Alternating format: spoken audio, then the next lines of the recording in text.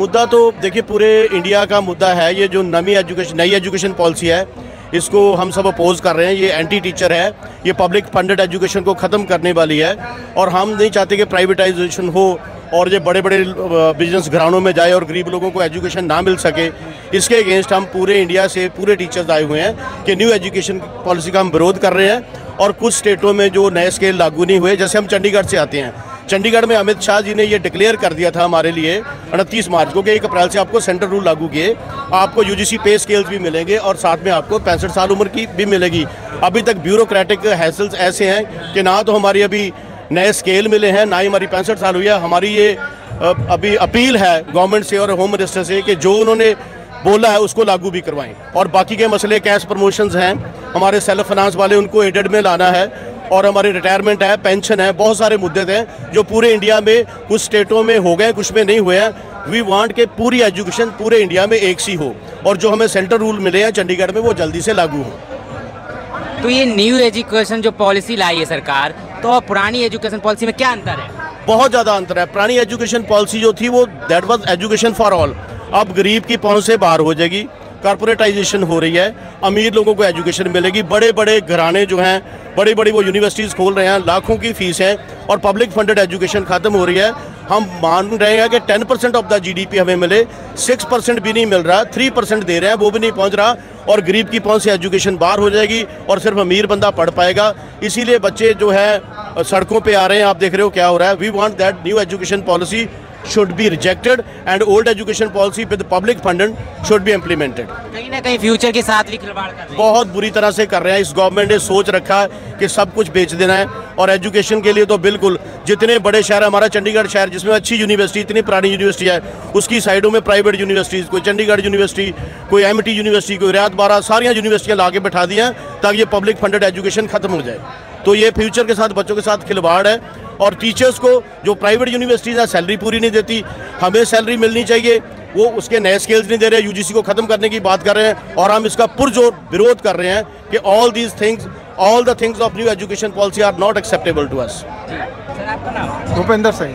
Privatisation से आपको दिक्कत क्यों हो रही है? प्राइवेटाइजेशन से सर आप देखिए ना, जो यूनिवर्सिटीज़ है, पब्लिक फंडेड इंस्टीट्यूशंस होते हैं, उसमें फीस का जो फीस है वो कम होती है और जो प्राइवेट है उसमें क्योंकि फंडेड नहीं है तो उनकी जो फीस है वो ज़्यादा होती है। तो अगर आप पब्लिक फंडेड यूनिवर्सिटीज़ को बंद कर दोगे तो बंदे के पास ऑप्शन नहीं रहेगा। एक जगह पे हमारे चंडीगढ़ में जैसे बीए की फ़ीस 18,000 है और वहीं पे थोड़ी दूर प्राइवेट यूनिवर्सिटी वहाँ पे 42,000 फीस ली जाती है, तो 3 गुना ज़्यादा फीस है। तो क्योंकि अगर वो उसी 3 गुना फीस में वो 3 साल पढ़ जाएगा बच्चा, तो ये गरीबों के लिए, जो निचले स्तर के लोग हैं, हाशियागत लोग हैं, उनके लिए बड़ी प्रॉब्लम है भी, वो एजुकेशन से दूर हो जाएंगे। और जो डॉक्टर भीमराव अम्बेडकर का सपना था भी सभी को एजुकेशन फॉर ऑल, उससे ये दूर जा रहे हैं। हालांकि ये कहते हैं हम उस तरफ आ रहे हैं, लेकिन ऐसी जब कॉरपोरेट की एजुकेशन आ जाएगी तो वो महंगी होगी और हर एक के जो है वो बस में नहीं रहेगी बच्चे को पढ़ाना। और वो जो है एजुकेशन सिस्टम को ऐसे बना रहे हैं भी लोग हायर एजुकेशन में जा सकें, वो निचले स्तर पे ही रह जाएं अपने। सरकार तो कहती है शिक्षा और स्वास्थ्य पर हम पूरा ध्यान दे रहे हैं, कोई ध्यान नहीं दिया जा रहा शिक्षा और स्वास्थ्य का। आप यहीं पे देख सकते हैं इतने शिक्षक क्यों इकट्ठे हुए हैं यहाँ पे। अगर शिक्षा पे पूरा ध्यान दिया जाता है तो इतने शिक्षक सारे भारत से क्यों आए हैं, इंडिया यहाँ पे आए हैं।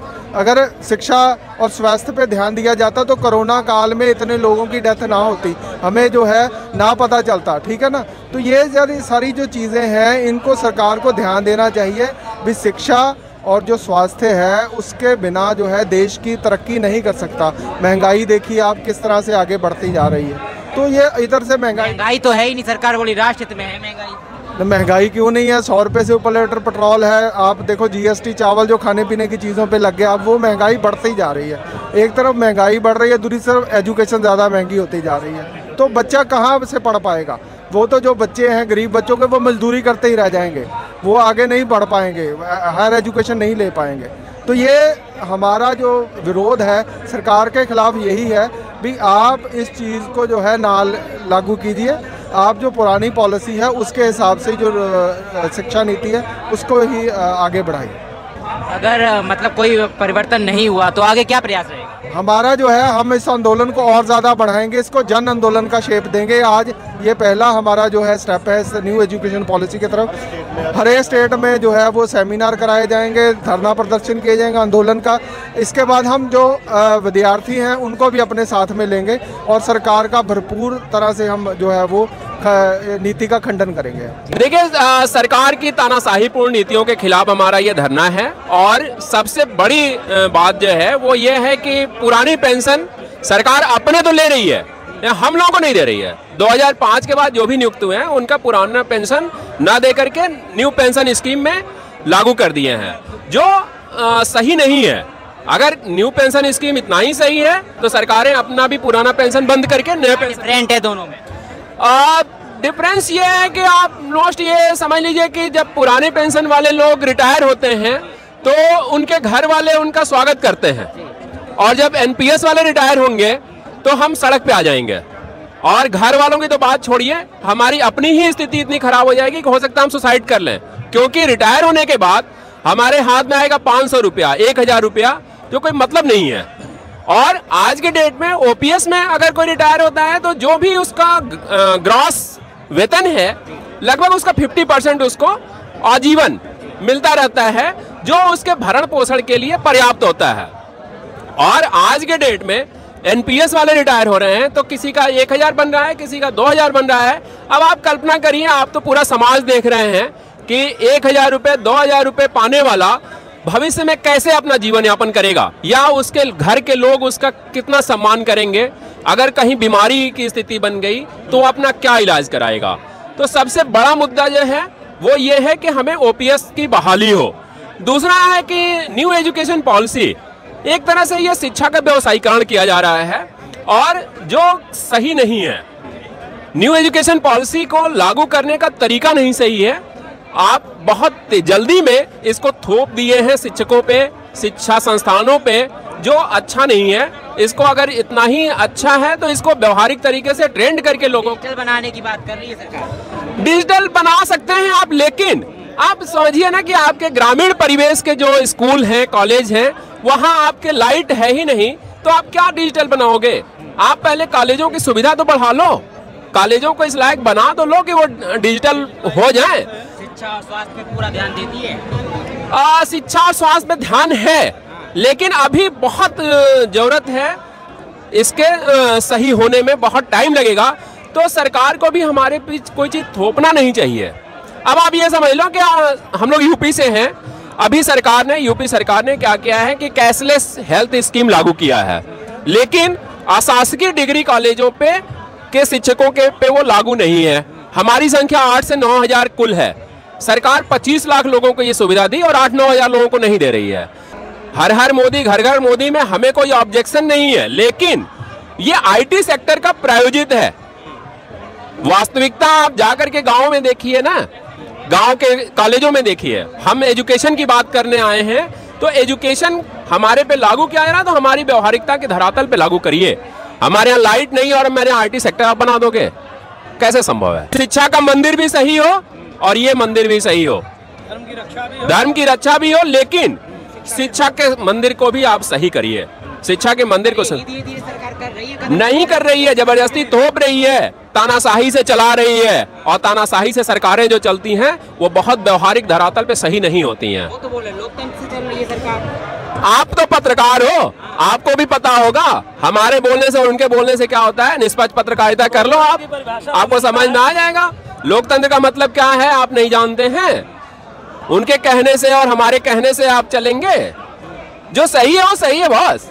क्योंकि इस तरह की विरोधी नीतियां आती ही नहीं थी, जो सरकार की नीतियां आ रही हैं। और कब विरोध नहीं हुआ, जब सरकार अपनी नीति को ले आई है। अगर वो समाज के हित में शिक्षा के निकालती है, वो जो राजनीति का विषय बन जाता है, नहीं बनता। जो उचित है उसके लिए राजनीति का विषय नहीं बनता, लेकिन जो अनुचित है वो तो राजनीति का विषय बनेगा ही। उसमें कहीं कोई ये नहीं है कि उसमें हम विरोध नहीं करेंगे। जनता से पूछकर तो नीति बनाई नहीं जाएगी। नहीं, जो सरकार में है वो भी जनता है। वो जनता के बीच से ही जाकर के वहाँ सरकार में बैठे हैं, वो जनता के व्यक्ति हैं। तो जनता की आवाज को ही वहाँ पहुँचाना है। यदि वह जाकर के भटक जा रहे हैं तो फिर जनता की ये जिम्मेदारी बनती है कि जनता इस चीज को सुधारे और उसका विरोध करे। विश्वगुरु बन रहा है, बन जाएंगे, लेकिन इन नीतियों से नहीं। भारत का सीधा मुद्दा रहा है वसुधैव कुटुंबकम, सर्वजन हिताय सर्वजन सुखाय। सिर्फ एक पक्ष को लेकर के हम समाज का निर्माण या समाज को संभाव में नहीं ला सकते। सरकार की निष्ठुरता देखिए, इतने धरने के बावजूद भी सरकार इतने दंभ में है, इतने अहंकार में है कि उसे कोई चिंता नहीं है। क्यों? क्योंकि उसको ये पता है कि ये लोग चिल्लाते रहें, लेकिन एक दिन ऐसा अवसर आएगा कि यही भीड़ इस सरकार को दिखा देगी कि इस भीड़ की ताकत क्या थी, इस लोकतंत्र की ताकत क्या है। लेकिन नीतियों का स्वरूप इस तरह होना चाहिए कि समाज का हर वर्ग उससे संतुष्ट हो। कुछ विदेश से कुछ अपना लेकर के एक टीम बना करके इन्होंने नई शिक्षा नीति बना दी, लेकिन क्या उस नई शिक्षा नीति को बनाते समय ये गाँव के उस कोने तक गए जहाँ पर आज लाइट नहीं है, जहाँ पर लड़कों को बैठने के लिए विद्यालय में जगह नहीं है? आप 50-50 कोर्स एक सब्जेक्ट में एक ईयर में डाल दे रहे हो और पता चल रहा है 5 टीचर हैं। नई शिक्षा नीति यूजीसी का कहना है कि 4 साल में इसको तैयार करके करना है। सरकारें इतनी जल्दीबाजी में हैं कि वो चाह रही कि आज यूजीसी ने भेज दिया, केंद्र सरकार को खुश करना है तो राज्य सरकारें नहीं, अभी तुरंत इसी वर्ष लागू कर दिए। उसका परिणाम क्या हो रहा है कि छात्र जो है वह भी परेशान है और जो हमारे शिक्षक हैं वह भी परेशान है। आप महाविद्यालयों में जाकर के देखिए, नई शिक्षा नीति का एक स्पष्ट स्वरूप नहीं आ पा रहा है और उसके अंदर जो समस्याएं जन्म ले रही हैं उसका समाधान करने में पता चल रहा है कि 3 आप सब्जेक्ट दे रहे हैं, एक माइनर दे रहे हैं, एक मेजर दे रहे हैं, उसके अतिरिक्त स्किल के लिए दे रहे हैं। इतने शिक्षक तो दीजिए। मैं संस्कृत का शिक्षक हूँ, संस्कृत का छात्र हूँ, तो मैं संस्कृत ही पढ़ाऊँगा, मैं कारपेंटर का कार्य नहीं करूँगा। लेकिन आपका नई शिक्षा नीति में है कि ये चीज़ें कराई जाएंगी, तो वो संसाधन तो आप उपलब्ध कराइए, वो समय देखिए। भारत का भौगोलिक स्वरूप एकदम अलग है, हर जगह मौसम का और व्यक्ति का संस्कृति का वातावरण अलग है। तो उस आधार पर एक इस तरह के स्वरूप का हमारा निर्माण होना चाहिए था जहां पर जाकर के एक स्वच्छ और संभाव वाला भारत बनता, लेकिन इन्होंने नहीं किया। और जब तक ये नहीं करेंगे तब तक ये समस्या जन्म ली रहेगी। ये संभाव की बात करते हैं, अभी हमारे बड़े भाई ने कहा कि ये तो खुद पुरानी पेंशन ले रहे हैं और एक नहीं 3-3 ले रहे हैं। इनको पुरानी पेंशन लेने में कोई समस्या नहीं है, लेकिन जैसे ही कर्मचारी वर्ग पर वह पेंशन की बात आती है तो ये 50 नियम लेके आते हैं। 12 साल 15 साल नौकरी व्यक्ति कर रहा है, उसका जो भी एनपीएस कट रहा है, बाद में जब वो रिटायर होता है तो उसको 1200, 1500, 500 रुपए पर मंथ जो है पेंशन मिल रही है। आप ये बताइए, एक व्यक्ति जो 80,000, 90,000 और 35 साल तक जो व्यक्ति देश की सेवा करके गया, देश के लिए कुछ किया, वो एकाएक उसको ला करके आप 500-700 पे रख देंगे, ये उचित है? ये देश, ये प्रधानमंत्री या ये जो भी लोग हैं, ये जब तक देश को संभाव रूप में स्थापित नहीं करेंगे तब तक इस तरह के संघर्ष चलते रहेंगे। अगर आपने अभी तक हमारा चैनल सब्सक्राइब नहीं किया है तो सब्सक्राइब करें और घंटी का बटन बिल्कुल भी दबाना ना भूलें ताकि सभी लेटेस्ट खबरें पहुंच सकें आप पे सबसे पहले।